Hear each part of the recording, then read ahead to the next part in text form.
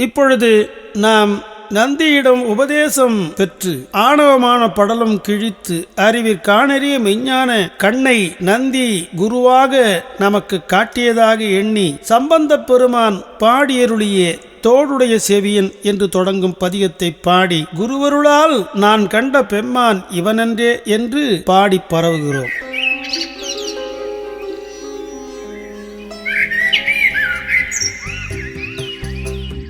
தோடுடைய செவியன் விடையேறியோ தூவெண்மதி சூடி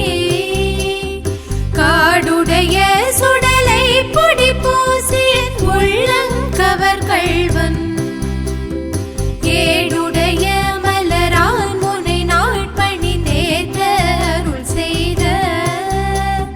வீடுடைய பிரமாபுரமேவிய பெம்மானிவனன்றே